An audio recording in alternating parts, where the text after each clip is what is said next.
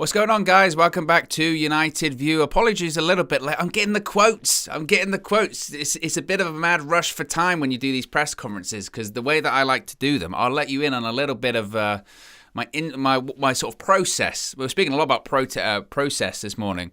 My process is, so when the press conference is on, I'm taking the notes. I'm taking the notes of what he's saying and all this kind of stuff. But then afterwards as well, I want to give you the best possible stream. I want to give you the best possible and up-to-date information as well. I don't want to give you half quotes. I don't want to give you sort of all this kind of stuff. I want to give you the exact thing that Ralf Rangnick has said. So obviously afterwards, I mean, his press conference finished at like 25 past, so it's difficult to get all of those quotes immediately. So we're a little bit late. KG, I've seen in the free seats. KG in the free seats saying no way was OWEN late. Well, the press conference finished at 25 past. I'm getting the quotes ready. I can see KG's calling me as well during it.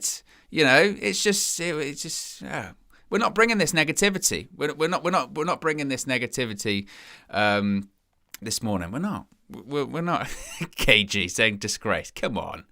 Let's not play games, KG. Let's not play games. Let's get into the press conference. Because it was Ralf Rangnick's first press conference as Manchester United interim manager, and there was plenty of really interesting things that he said. And as I can see right there, so he's already filmed interviews as well with Manchester United, so they're literally airing right now as well. So I won't even have the quotes for that. And this is the thing. My brain is going, we need the quotes for that as well.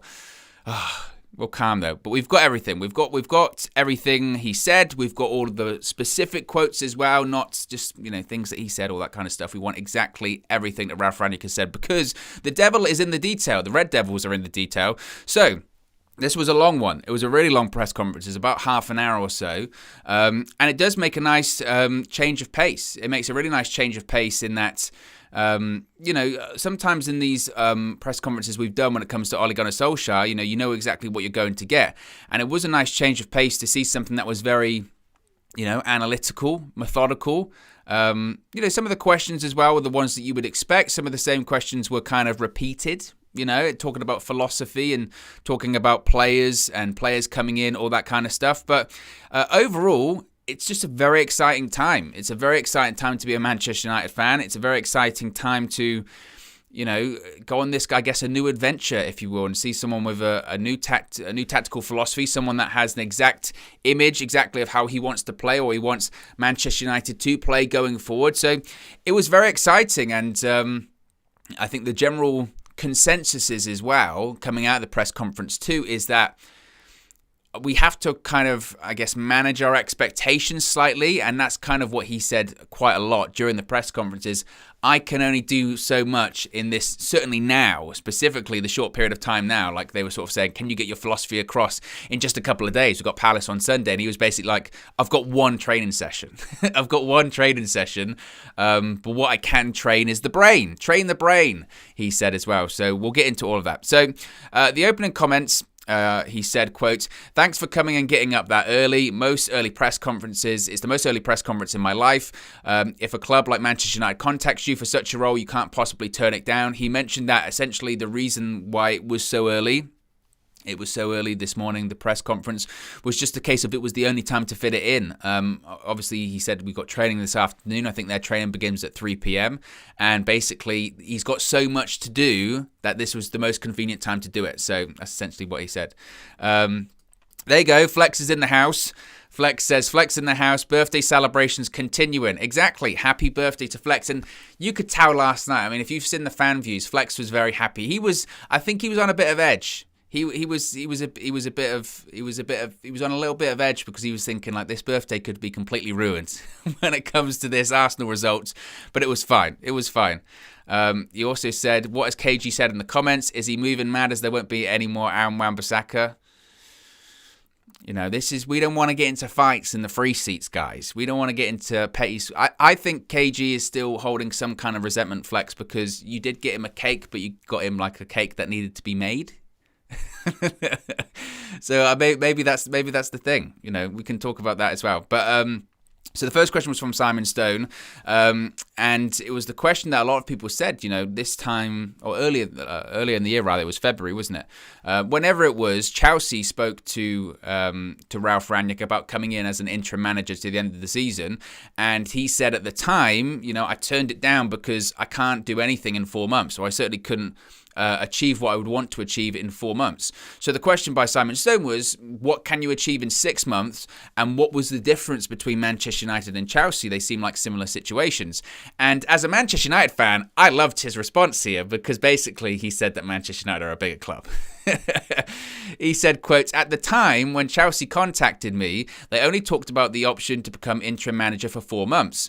When we are talking about 6.5 months, and we also have a 2-year advisory role. If Manchester United contact you for such a role, then you can't turn it down." Yeah? If I could zoom in, I would. He's basically saying, look, what's the difference between the Chelsea and the Man United role? And he can say, well, it's a little bit longer, the advisory role, all that kind of stuff. But in reality, he just went, look, Man United called, and when Man United call, you don't say no. Even if it is interim, 6 months, whatever. I got myself an advisory role because that's really what I would want coming out of it. I would want something afterwards. But in reality, if United call, you pick up the phone and you take the job. So that's basically what he's saying there. And as a United fan, immediately you go, right, tick, because that's what you want. Him basically going, look, United are such a big opportunity. How can I turn that down? I can't turn that down. That's just, it's impossible. I can't turn that down. So I enjoyed that response, certainly. And when we play Chelsea at Old Trafford in the second half of the season, that's going to be interesting as well. So the next question he was asked, obviously you watched the game last night. Are there things that you look at and you think I can change? How are you going to do this? How are you going to implement your change on the club, on the team, etc.? He said, quote, "The major target for me is just to bring more balance to the team. We conceded 2 goals yesterday. And if you look at the total number of goals conceded, it is on average of 2 a game. That is just too much. Those are not the kind of games you need every day. In football, to me, it's to minimize the coincidence factor." So I think that's an interesting insight there as well. Him basically saying, look, the game from a neutral, if you're a neutral watching the game last night between United and Arsenal, what a game. And obviously as a United fan, coming out of it when you've won the game, and you've won a game like that, you go, what a game. But I can understand his perspective of what he's saying there, going, as a coach, I don't really want to be part of a game like that. I want to control the game. And he mentioned this several times. It's about controlling a game. It's about, he specifically said balance. It's about bringing balance to the side. And that's his real aim and objective going forward, is to find this balance, is to find this, find this consistency in the side. And again, he wants to control the games. And it is a good point. We can talk about entertainment, and we can talk about even this season with Ole Gunnar Solskjaer, right? We can talk about those games like Villarreal scoring a last-minute goal, or Atalanta coming back from behind, and the 3-2 victory, and all that kind of stuff. And it's great. It's great to watch. It's entertaining, and you come out of it and you go, oh, I tell you what a game, what a moment. Old Trafford was bouncing. But would you rather we just dominated a game and won 3-0? I would. And I think as a coach, you would. And he's meticulous. Ralf Rangnick is meticulous in that sense. He is, the devil, as I mentioned, is in the detail. We spoke about when it comes to the quotes. The devil is in the detail when it comes to Ralf Rangnick. And he would much rather win a game 3-0 than be back and forth ping-pong football and eventually you win the game 3-2. He doesn't want that. So, and I think it's a good point. Like he said, it's to minimize the coincidence factor. But what did you guys think also as well? Because we've got loads of these quotes here, but I want to get you your opinion in there as well. What did you think about the way he came across, the way he spoke, certain ideas or certain things he said? Let me know, and once we get to those quotes, we'll discuss them. Yannick said, "It's a real breath of fresh air, honesty and clarity of ideas." Conic Real says, "Breath of fresh air. Oh my days, love him already." Exactly. It just felt, like I said, a bit more meticulous. That's what it felt like, and it felt like a.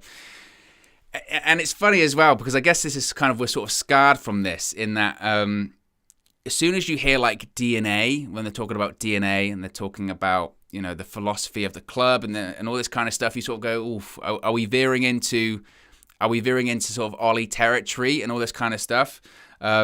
Because even like with Patrice Evra, it was a great example last night. I saw Patrice Evra was making a lot of discussion points on social media last night and talking about, we're going to go to the DNA of Ralf Rangnick. Why are we abandoning the DNA of Manchester United? And we have said this time and time and time again here, haven't we, on the channel, that I think it's almost a bit of a fallacy about Manchester United DNA. The Manchester United DNA is winning things, is winning trophies. We can talk about attractive football, and ultimately, as a fan, you want to be entertained and you want to watch attractive football. But if we were winning trophies, if we were top of the Premier League, we would make contingencies for football that isn't that attractive, I think. Make no mistake, Jose Mourinho's football was not attractive. If he was winning the Premier League, he would maybe still be in a job. I know that's a big statement to make, but that's what it comes down to. The Manchester United DNA is winning things. That's why I just I saw what Patrice Evra was saying last night, and it's like, well, what do you want then? Because the results aren't there. Going into last night's game, we were 10th. How is that acceptable? It's not. It really is not.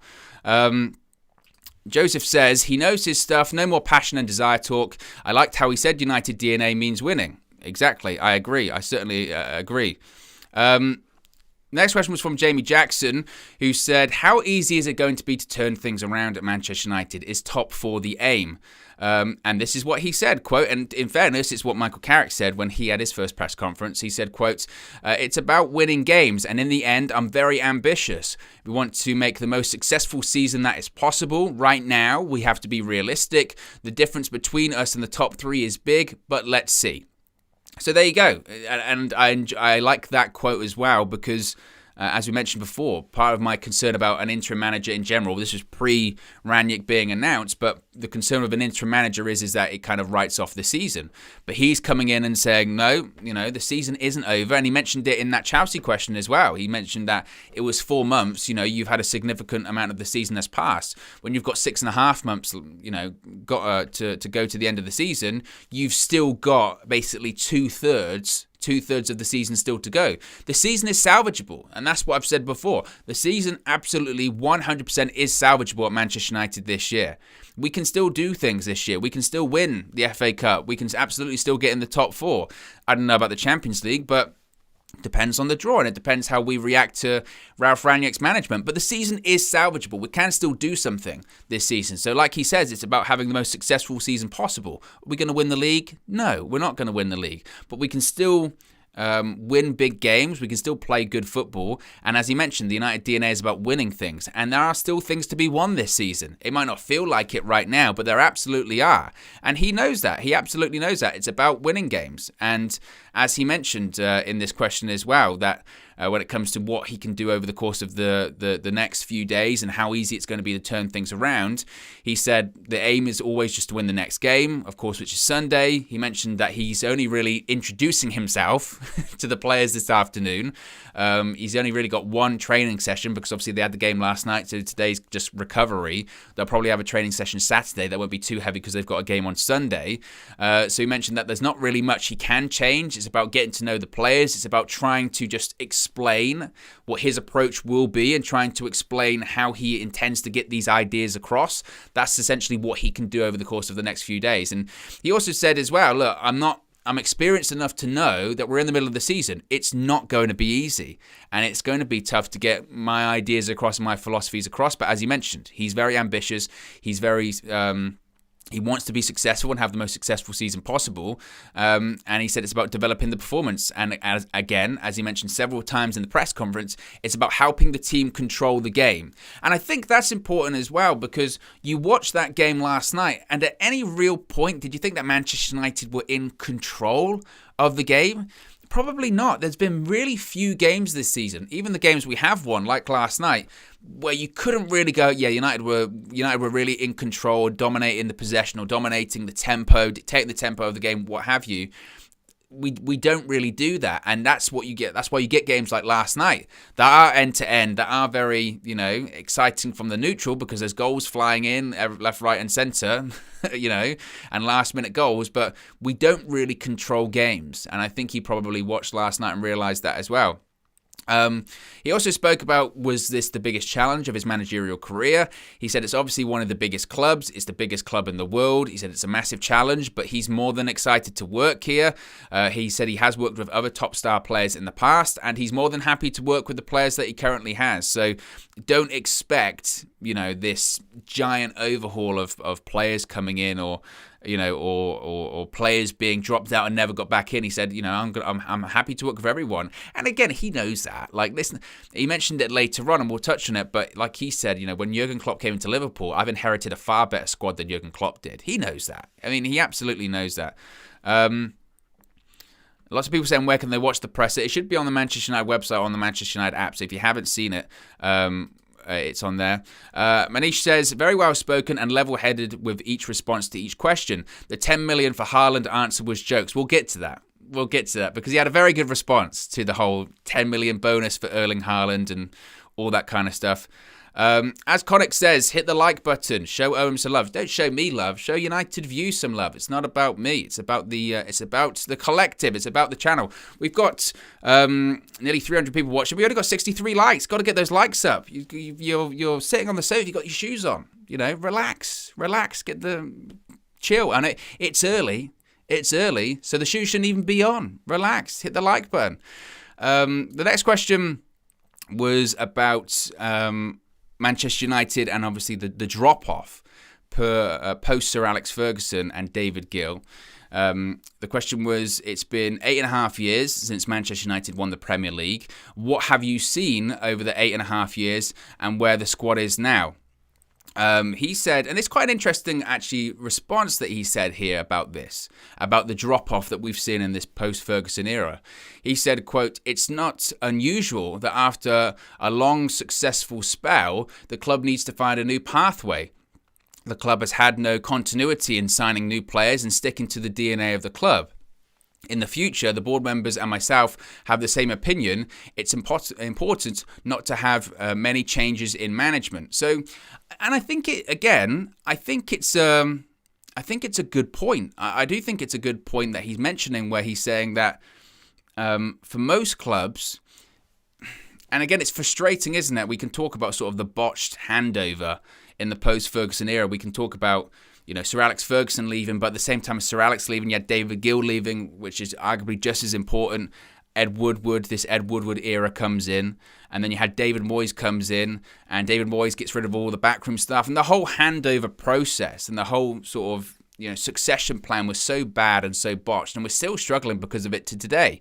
But his point is that you look at lots of clubs that have had prolonged period of successes under managers, and we are unique in the sense that very few clubs in football history have a manager that's there for 20 plus years and wins. You can talk about examples of that on maybe one hand. But in those instances, when that big management figure or that iconic figure as a manager, etc., does leave, the club does tend to, struggle, or the club does tend to struggle to find its footing, or kind of loses its identity for a while.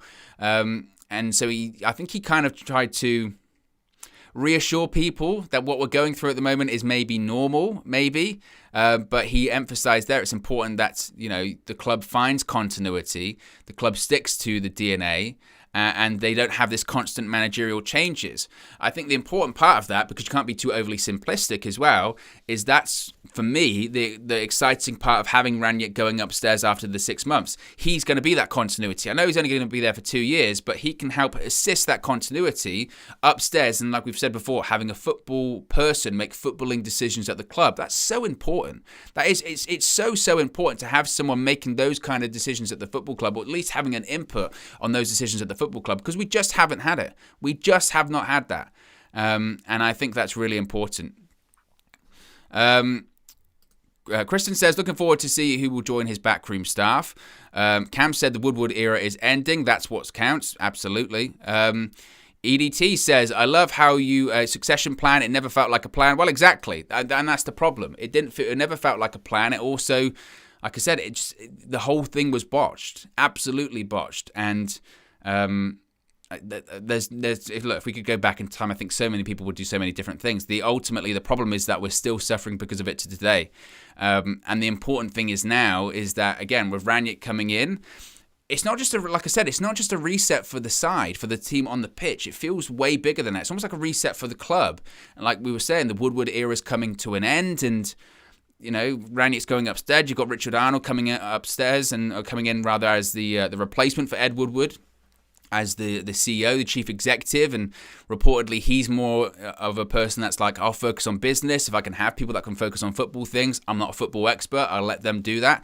Again, they are massive strides for the football club. The only frustrating thing is that we feel like we've almost got this lost time. It's like a 10-year period that we're like, we could have and should have done so much more, and we're having to build the club back up when had we, had people that actually knew what we were doing, we wouldn't find ourselves in this situation. But you can't turn back time, unfortunately. So the next question was about the squad he's inheriting now. He said, is it good enough to compete with the top three? He said it's definitely good enough to compete in the Premier League. He's talked about the top three being very stable, having top coaches, some of the best coaches in the world. He said if you see how they play and how they win, that's something we have to develop. And he also mentioned, as I mentioned earlier on, that he spoke about how when Jurgen Klopp came to Liverpool, and it's very true, he did not have a better squad than Ralf Rangnick has right now. Basically saying that maybe it took Jurgen Klopp more time to implement his style on the club because he had bad players, and hopefully when it comes to Ralf Rangnick at Manchester United, because he's got this higher standard of player or this higher level of player at the club, hopefully that's going to speed up the process of being able to get his ideas and philosophy across. We certainly hope so. This was a really interesting one. The next one is from Simon Peach, and spoke about how hard it is going to be once again to implement the philosophy at this point in the season. But specifically, he asked about new coaches, of course, after Michael Carrick announced last night that he was stepping down as first-team coach from the club. Now, the reason I say this was really interesting, because if you saw Michael Carrick's interview after the game, he said that he had no contact. He said, I didn't really have any contact with Ralf Rangnick, or at least on the interviews I saw, and I might be wrong here, but the interviews I saw, he said he had no contact with Ralf Rangnick, and essentially he decided to leave before the new manager came in because he didn't want to be any overlap or all that kind of stuff. But Ralf Rangnick has told a different version of the story here. So he said, quote, Michael, I got to know this 2 days ago. I met with Michael and Kieran. I had a long private conversation for more than an hour. I tried to convince him to stay. In the end, I had to accept that. He also mentioned about bringing new staff in. He said, quote, I'm more than happy to work with the current coaching staff. I need their expertise. I will try to find 2 or 3 people that will join us in the coming weeks, but due to Brexit, it's not that easy. So that is curious. That is curious because Michael Carrick had said that he had no contact with Ralf Rangnick. Now, obviously, when talking about the games and the influence on the games, I don't know if Rangnick had any influence on that. But he mentioned there that basically he found out a decision 2 days ago that Michael Carrick was going to be leaving, and he spoke and he sat down with him and he met with both Michael Carrick and Kieran McKenna and tried his very best for an hour to convince Michael Carrick to stay. But his decision was made that he was going to be leaving the club, which certainly is kind of a different story to what Michael Carrick has said there. But it is a bit, the Carrick one is slightly surprising. It is slightly surprising. Before the press conference went live this morning, I was seeing a replay of the coverage last night when they were talking about Michael Carrick leaving. And I spoke about it with DJ as well last night on the match reaction, that I felt that out of all the coaches, if there was going to be one that stayed, it probably would be Carrick, considering his success in this spell as caretaker manager. But at the flip side, I'm not going to be a hypocrite here, and I still stick to what I was saying before, that I do think all of them eventually need to go. I think you have to look at things in context. How easy is it for the entire backroom staff just to go mid-season when there's nobody really there to replace them? That's kind of difficult. I think it's interesting that Rangnick said himself that he, really tried really hard to convince him to stay, but his mind was made up. He wants some time off and he wants some time away. And like we said last night, I think you have to give Michael Carrick huge credit. I think you have to say that obviously he was, and all of them under Ole Gunnar Solskjaer, because Ole Gunnar Solskjaer did not run a dictatorship. It was a very collaborative effort, and it was a collaborative effort that ultimately failed at Manchester United. So they all, shelved some portion of responsibility for things not going well at Manchester United. Nevertheless, this period, post Ole Gunnar Solskjaer, these games, Villarreal, Chelsea, Arsenal, could have gone way, way, way worse. They could have gone way worse. We could have gone out of the Champions League. We could have tumbled down the table even more. Ultimately, Carrick got us through the Champions League. We're in the knockout stage. He got a point away from home against top of the league, which anyone in the Premier League will take. And we beat Arsenal, and a historic rival, if you will, at home, in a tremendous match. And maybe stopped us from dropping into like the bottom half of the table. So you have to give him credit for that. And it would appear that Carrick had made a decision up at least, a few days ago, maybe even more than that, that essentially it was a case of once Ollie left, I don't want to leave the club in the lurch. I don't want to, see the club suffer even more. I'll help you get over the line, but once the new guy comes in, I'll go. So I find that very interesting. I find that very interesting, again, that basically what he was saying wasn't necessarily totally accurate yesterday, but maybe he wanted Ralf Rangnick to explain that story. But nevertheless, it was certainly interesting. As far as new people coming in, it looks like those reports are true, that Ralf Rangnick wants to bring in a couple of people. Like he said, it's not easy. He also mentioned as well, when it comes to bringing in people that he's worked with in the past. So like he said, it's difficult in that bringing these people in because of the regulations. He knows it himself. Work visas, etc. They can be a bit of a complicated process, so it might be a couple of weeks. In addition to people that he worked with in the past, he said that many of his former colleagues are actually in long-term contracts right now with big clubs, so they're not available either. So it's a bit more of a complicated process. But he is looking to bring people in, because I know, again, that's a concern. Certainly a concern of mine was that, whilst Ralf Rangnick coming in and having his philosophy and having his tactics is obviously very encouraging, if you've still got the same backroom staff there that was there under Ole Gunnar Solskjaer, they should all go. And I think eventually, as time goes on, they will. Because I think at the end of the season, if we bring in a Pochettino or a Ten Hag, they're bringing with them their entire backroom staff. At this point of time, I guess it's kind of a case of McKenna rather, and Phelan. And I don't really know what the situation is with Mike Phelan. He said he spoke with Carrick and McKenna. He didn't mention Mike Phelan, and that question wasn't brought up in the press conference.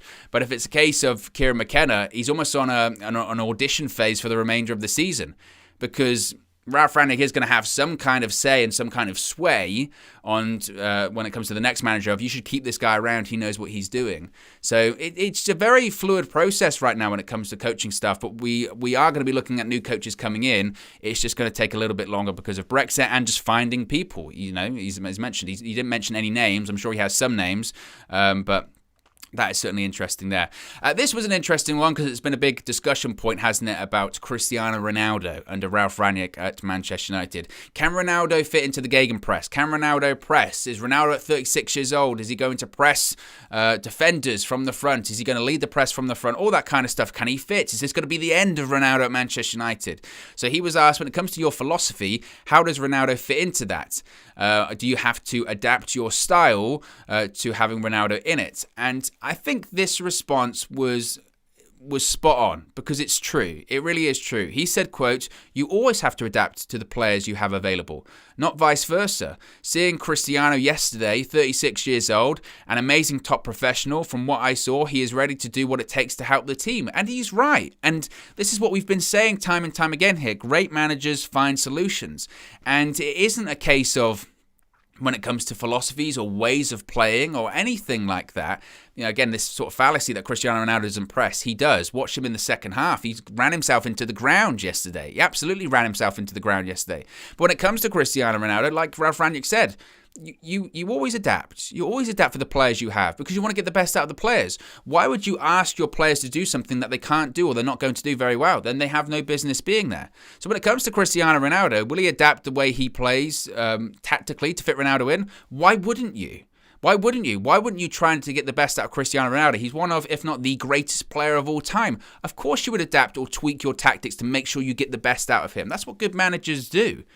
So, and like he said also, that from what he saw yesterday, it's not a case of if Ronaldo is just sort of jogging up to defenders. Ronaldo ran himself into the ground. He proved that he had absolute energy and he was willing to press defenders and he was willing to work for the side. It's this kind of Ronaldo agenda, criticism, that just the goalposts continuously are moved when it comes to Cristiano Ronaldo. First of all, when it comes to the Premier League, it's he's too old, he's too slow, he's not going to score goals. Then he does score goals. He's scoring goals, but it's actually hurting Manchester United. Now it's, actually, he's not going to press from the front, so he's not going to fit into Rangnick. It's something different every single time because for whatever reason, the media in this country just has an obsession with failure. We have an obsession with failure. We can't wait for people to fail. We can't wait for people to fail. We have a big problem with managers when it comes to that. If a manager has failed once in England, that's their career over. They can't bounce back from that. How on earth do they bounce back from that? You know, that we're obsessed with it, and we're obsessed with seeing great players fail as well. It's like this morbid thing. We want them to. So when it comes to Ronaldo, like I said, the goalposts shift every single time. He's too old. He's not going to score. He's actually hurting the side. He's not going to fit into the system. That's what it is. That's what it is. And like Rangnick said, you always adapt to get the best out of your players, and Ronaldo will be no different. Next question was regarding Rangnick's record with recruitment. Of course, incredibly impressive record with recruitment. Some of the players he's had a hand in signing, whether it's Erling Haaland, Roberto Firmino, Naby Keita, Kimmich. I mean, the list goes on and on and on of these players that he's signed throughout his career. It's incredibly impressive as a manager, but also as a sporting director as well. So he was asked, are you going to have any input into transfer targets? How will your relationship with John Murtough play out as the director of football and then you in this consultancy advisory role?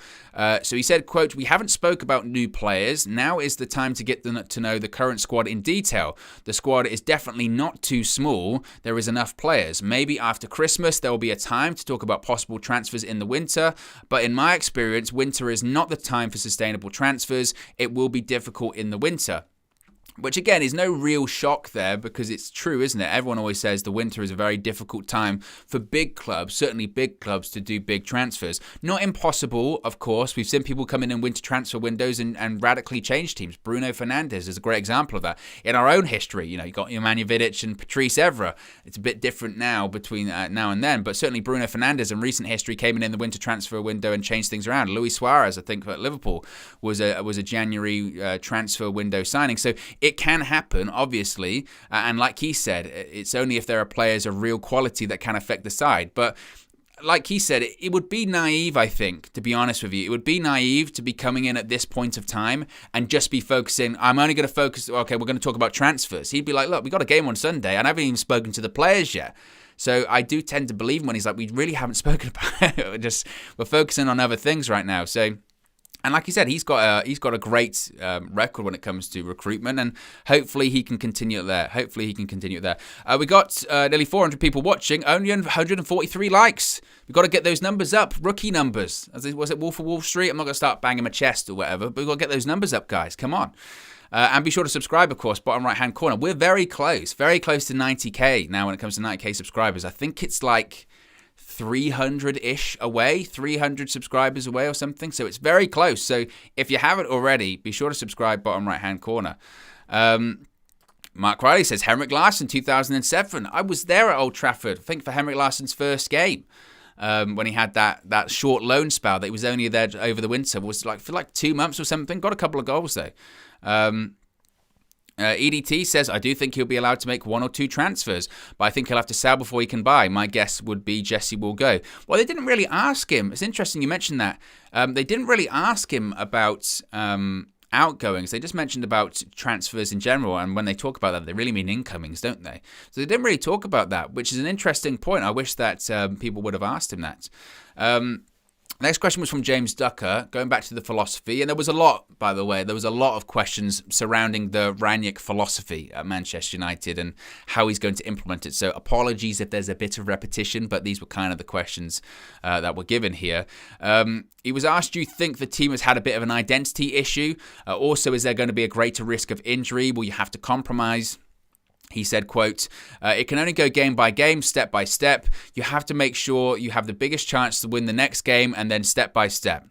that the players follow and buy into the idea, I can offer them on how we want to play in the future. So basically, he's saying don't expect radical changes in terms of style of play, or certainly at the weekend, don't expect to see this completely different Manchester United high press, high energy, boom, boom, boom, boom.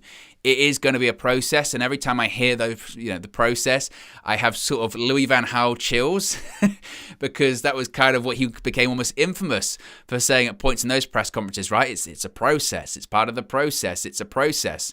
But what Rangnick is essentially saying here is that my job is to convince the players that I have the right idea. I need to have the players buy in to what I have to say, or my ideas of what I'm trying to put across. And it's true. It's true. That's part of his job, because we've all been in jobs. Everyone's been in jobs where they've got a manager or a boss that's talking. You go, this guy is talking completely out of his ass. I have no idea what he's saying, or what he's saying is a load of tosh.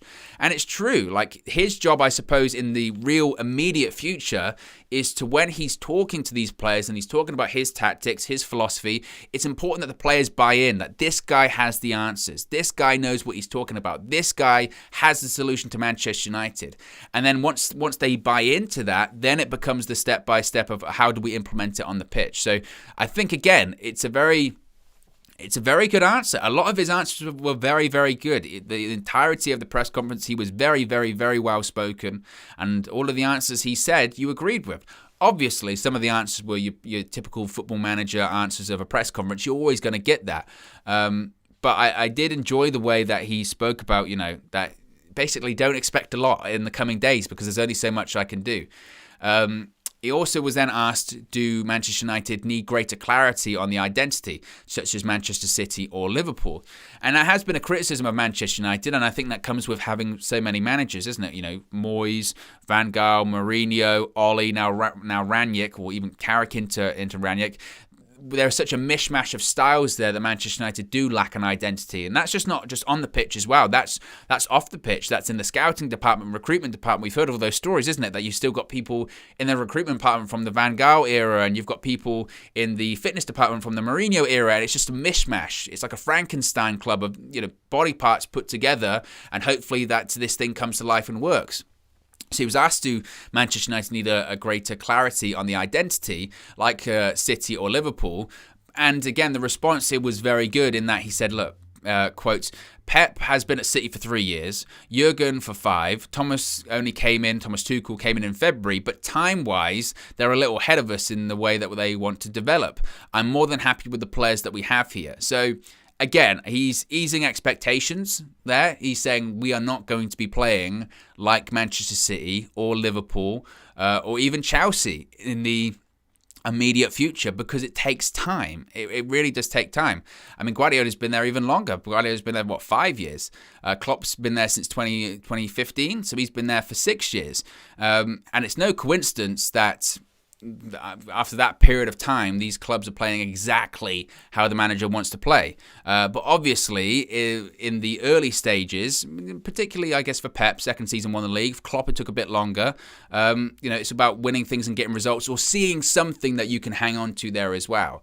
And I think that's the importance of balancing that short-term and long-term sort of identity and vision for the club. But he raises, again, a good point in managing those expectations.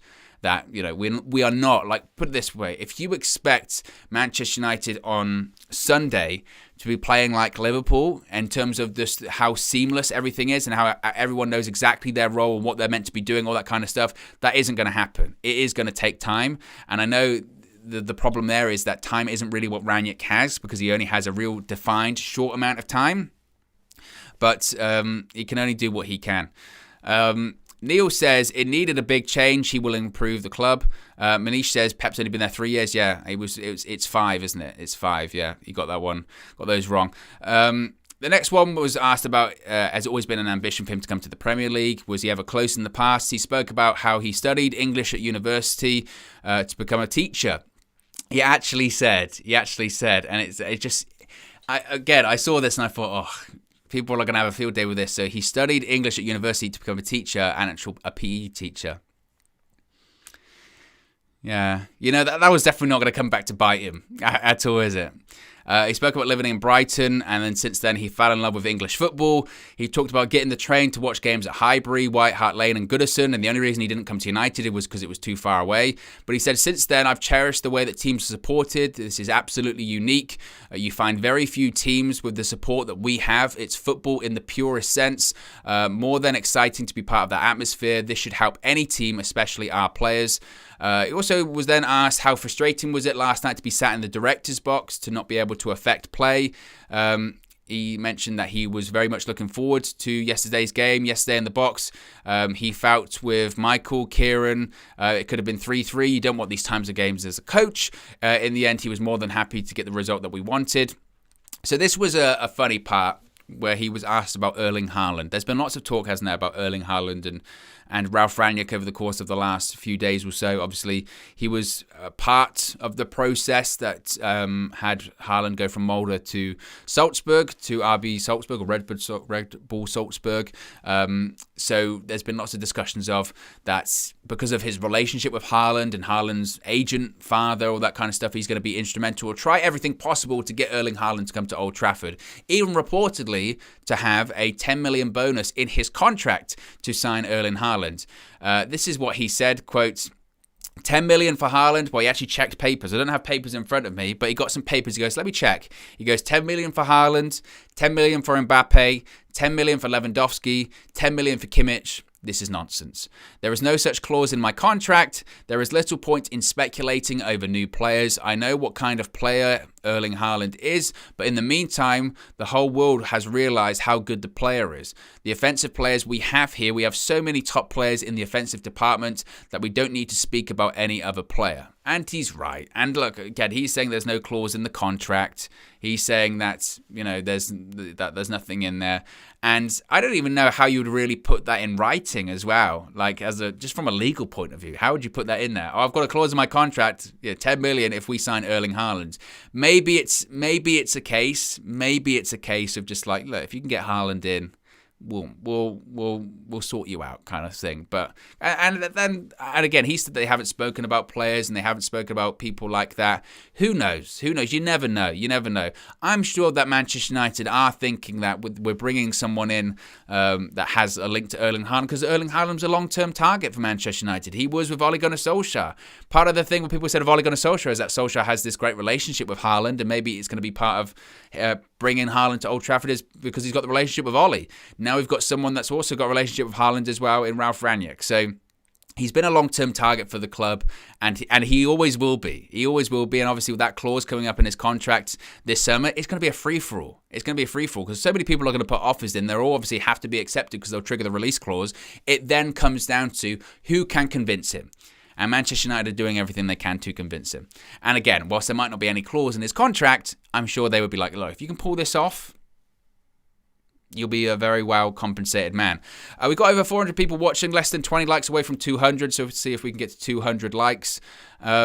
This was an interesting one as well. It said, obviously, your contract overall with Manchester United ends in 2.5 years. Of course, 6 months as the interim manager, 2 years in the consultancy role. At the end of the contract, where do you hope Manchester United are? And he said, playing for titles, winning the league. It's in the DNA. And again, he spoke about the DNA in Manchester United isn't, attractive football, and that's part of it. But ultimately, the fundamental DNA of Manchester United is winning things, is winning the league, winning titles. You've seen those clips of Sir Alex Ferguson after games against Manchester City or whoever it may be, when he goes, that's not our season. Our season, the bare minimum is winning the league. That's what it is for Manchester United. And he says it there, Ralf Rangnick. He says it's about playing for titles, winning the Champions League. He also spoke about that being an issue for the new year, is that obviously we're in the Champions League still, we're in the knockout stages, and hopefully they'll get further. But he said, look, at the end of the 2.5 years, I just want to be as successful as you can be. That's all that he wants. That's all he wants to be. Specifically when it comes to this consultancy role as well, he was asked what will his responsibilities be in this consultancy role? What will that entail? What day-to-day responsibilities will he have when he moves into this consultancy role at the end of the season? And it's quite interesting because he said we haven't spoken about that in detail, which I find kind of staggering. I do kind of find it staggering that he's going to be going into this role that isn't defined at the moment, that they don't really know what it is. I mean, I'm sure they might have had some broad stroke conversations about it of, okay, you'll have an influence in picking the next manager, or you'll have a say in player recruitment. But it kind of feels like a case of they're basically saying, come into the end of the season, you'll come in at the end after that in a consultancy role. We'll define the role later on. We'll give you an official title. We'll try and fit it into the structure we currently have with directors of football and technical directors and all that kind of stuff. We'll figure it out essentially. And I find it very surprising that they haven't spoken about the real, day-to-day responsibilities in detail. The only thing I can think of as to why they haven't done that, one, is because of just the immediate future is about the team. But also, I think that maybe it's a case of, because there is going to be so much change coming to Manchester United in the future with Ed Woodward stepping down, Richard Arnold coming in, maybe it's a case of once Richard Arnold comes in, we'll address all that. And just give us time, we'll figure that out. Just from my point of view, if I'm Ralf Rangnick, obviously I'm delighted to be in charge of Manchester United as an interim manager, but I'm still in the back of my mind going, I would want to know what that role is, because I don't want to be going into a token job at the end of the season. I still want to affect the club. I don't want to be the interim manager and then just be a guy at the end of the season that doesn't really have much influence or doesn't really have much say in managerial changes or transfer policy or youth development, all that kind of stuff. So that was an interesting one there, certainly. He also said, this was interesting, that he spoke with Joel Glazer. He said, quote, I had a long telephone call with Joel Glazer, and he said he also spoke with Ole Gunnar Solskjaer. He said, quote, I also spoke with Ole, who told me all of his insight on the team. He said that he spoke with Ole for almost 2 hours. He said that it was very generous to spend time talking to him. With all of these people, he said he hasn't spoken about the next 2 years. They only spoke about the current situation. So an interesting bit of news there that he spoke to Joel Glazer, which you would probably expect, considering he's the co-chairman of Manchester United. At the very least he can do is talk to the manager of his club. But it's interesting there that he said he spoke to Ole Gunnar Solskjaer for 2 hours. And look, Ole Gunnar Solskjaer, like I've said before, he's a legend of the club. The time of criticising his tactics, the time of criticising his management or his record as Manchester United manager or whatever, it's over. It's done. Ole Gunnar Solskjaer is not the manager of Manchester United anymore. He is now in that position once again, and he always was, but he's now in that position once again. He's an ex-player. He is a legend of the club. He will always be a legend of the club. The fans will sing his name, and we respect him, and you can't take away any of his achievements. And he obviously, like he said in the interview, he cares massively about the club. And that was never in question. He was never a mercenary. He always cared about the club. He loves the club. He hoped that he would have done better in the job, but ultimately he just took it as far as he could go. And he was out of his depth ultimately at the end. But even now, even afterwards, he's still talking to Ralf Rangnick. I'll talk to you for 2 hours on the phone. I want Manchester United to be successful, so I'll tell you everything I know about players, whether or not you take that on board, whether or not you believe me, whether you agree with me. It all helps. It all helps. So for Ole to do that for 2 hours, you could be very bitter, couldn't you? Of course you could. You could be really, really bitter and be like, oh, they shouldn't have sacked me. They gave me a 3-year extension in the summer, and I feel wronged, and I should have stayed, and the board, didn't back me, or they turned on me. They did back him, but all this kind of stuff. You could be very bitter about it. And you talk to other managers at Manchester United in the past, and they are still quite bitter. David Moyes says he should have been given more time. Louis van Gaal has some very choice words about Ed Woodward. Jose Mourinho obviously is still very sour about Manchester United as well. So for Ole to talk to Ralf Rangnick for 2 hours on the phone, you have to commend him for that. We wondered what he was saying about certain players. Don't play Donny. Don't play Donny. Whatever you do, don't play it. Don't play Donny. But we'll see. But I thought that was interesting that he mentioned there. He was asked about how much attention he's paid to Manchester United in his career, and then told the story about how he got involved with Red Bull, which was the story we've heard before, so we won't get into that.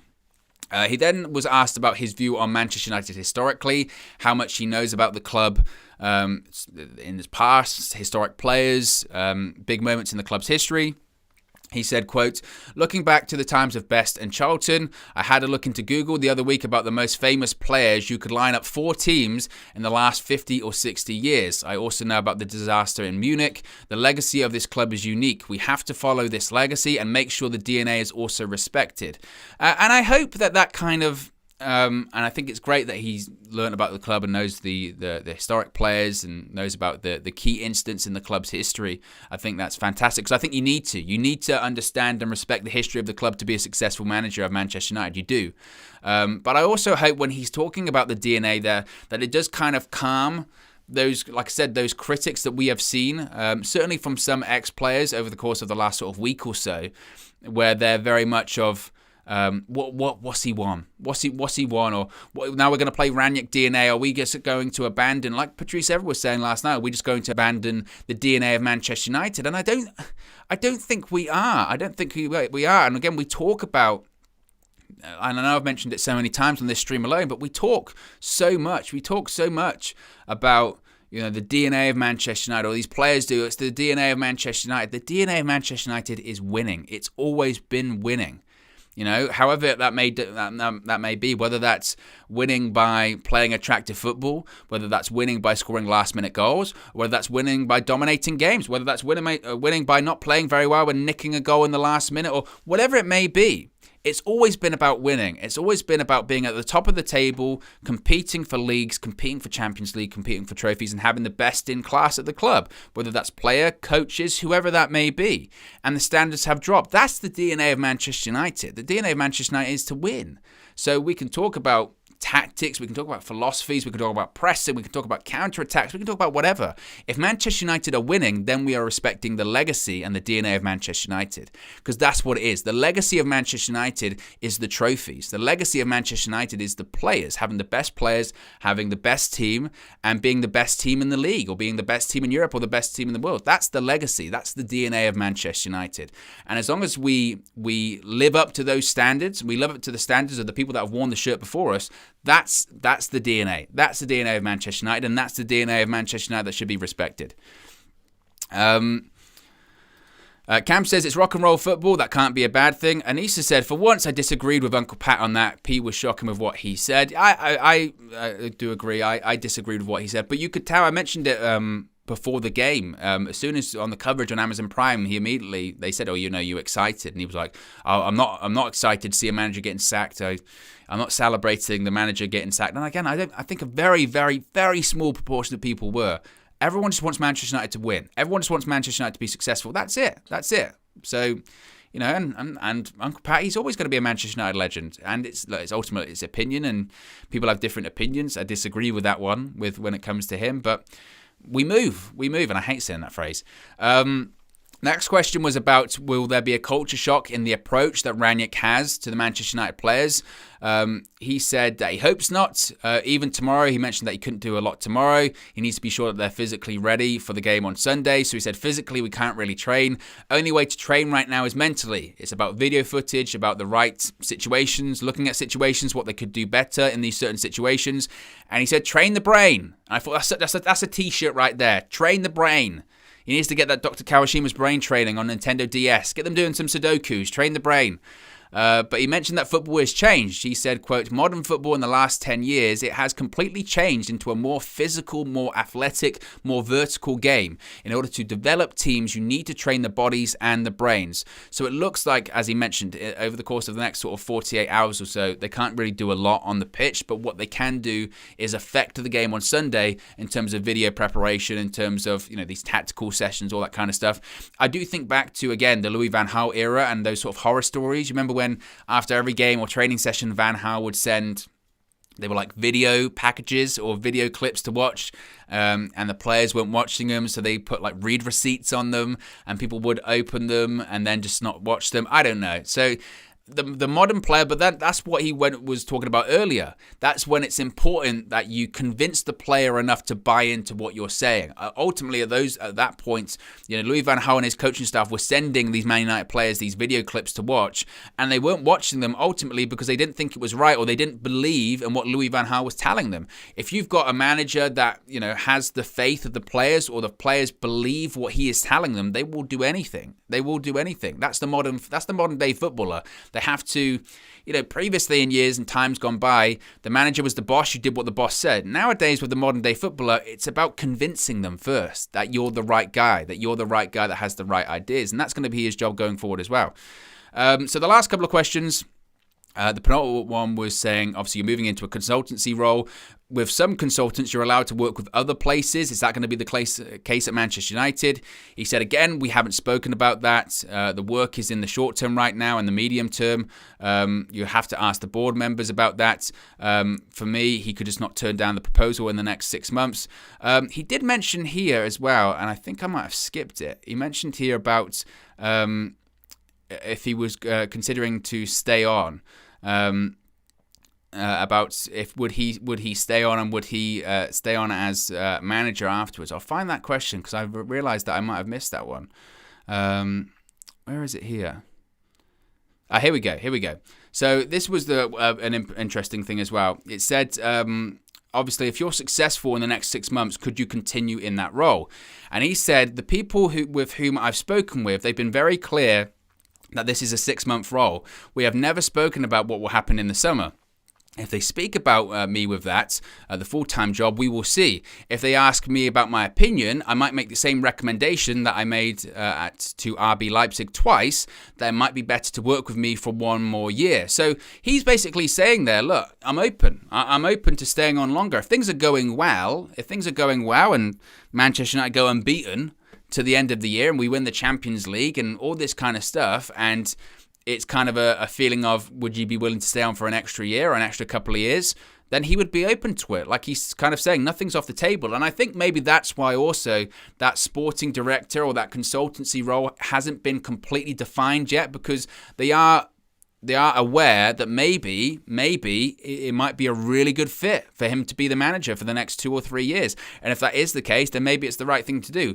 Obviously, as Man United fans, we have this massive hesitancy around that, considering what happened with Solskjaer and taking on an interim manager, and then he became permanent. We don't want to repeat the same mistakes, all that kind of stuff. But you never know. You never know. And I think this is a different situation from Ole Gunnar Solskjaer. I really do. I think this is a different situation from that, because we could be looking something that is tactically, almost revolutionary for us as a football club. And maybe it would be a case of it would be beneficial for an extra year or an extra 2 years for him to be at the helm. We don't know. We don't know what the future will bring. But I think that's interesting what he said there. And like he said there at Leipzig, I said, maybe you should stick with me for another year. And that might be the case. That might be the case. I think other managers' availability will dictate that as well as success. If he's does okay, say he finishes 4th, but we don't really get anywhere in the Champions League and it's kind of so-so, the fact that Ten Hag or Pochettino will be available at the end of the season, that will probably determine where things will go. I think we're talking about major success here. Like I said, we're talking like real late stages of the Champions League or massive turnaround in the Premier League, winning an FA Cup as well as all of that other stuff, I think would then be the conversation. And he does seem to be open to it, so we'll see what he says about that. Finally, he was asked, obviously he was at the game last night, what did you like and dislike about what you saw with that 3-2 victory over Arsenal? He said, quote, all of you saw the game. The first half was shaky with this unlucky goal. Even myself, I said, where is David? After that goal, it was a major blow for the team. They were lacking in confidence, which is normal after the recent weeks.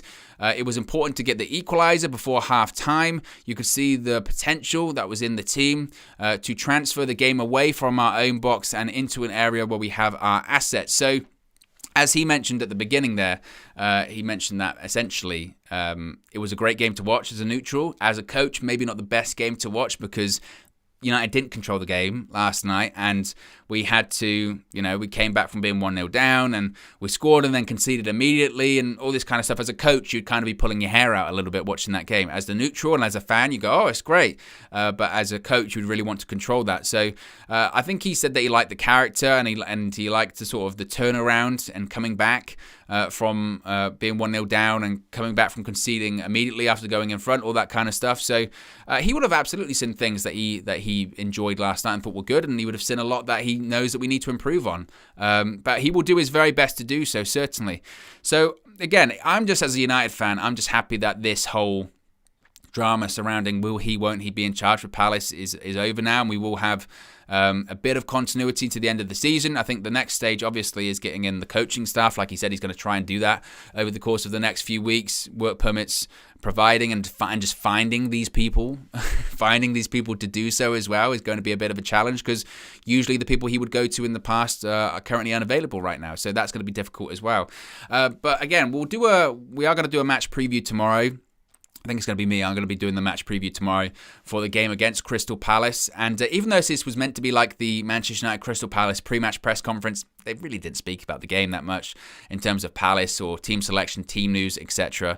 So we'll talk about all of that tomorrow. It was more about Ralf today. It was more about his philosophy, how he's going to get that across at United, certain explanations on his role at United going forward, how long he's going to stay, players, all that kind of stuff. So that was kind of the situation there. But briefly, do you expect to see any major changes in terms of Manchester United performance on Sunday? Because in terms of me, I think we have to be realistic. I really do. I think we have to be realistic in looking at, are we going to see a completely different performance? Are we going to see this Manchester United huge gegenpressing style? Are we going to see this Manchester United that completely hassling the Crystal Palace defenders from the front, all that kind of stuff? I don't think so. I don't. I think we have to be realistic. Like he said, his main thing is to win the game. First of all, his main thing is to win the game, and if there are moments in the game that he can somehow affect that lead us to winning the game, that's the important thing. Over the course of the next few weeks, it's about getting the players to buy into what he's saying, believe what he's saying, and then eventually the style will come with it. But I do think we have to be realistic in that. Are we expecting to see any major differences or dramatic changes? Probably not. Probably not. The most important thing, like it has been in these Michael Carrick games, is that we get through them with a win. We should be beating Crystal Palace at Old Trafford. If you're going to qualify for the top four or challenge going forward, you should be beating Crystal Palace at Old Trafford. Let's not lower our standards here just because we've got a new manager in and there might be this period of transition. No, we should be winning those games, and with the players we have, we should be winning those games as well. So I don't expect to see a dramatic difference. Even in team selection, I don't really expect to see a dramatic difference in terms of, I think people like maybe Dallo should continue to hold his spot. He was tremendous last night. I think Fred will play. People talk about McFred and McTominay and Fred.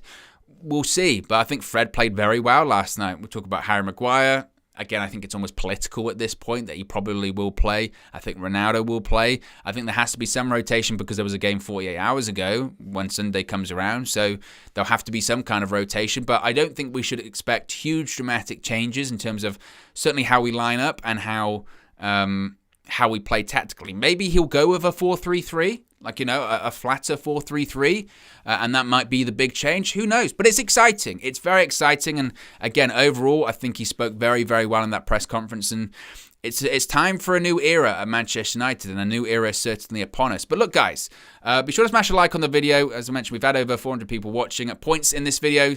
We've got just over 200 likes. Got to get those numbers up.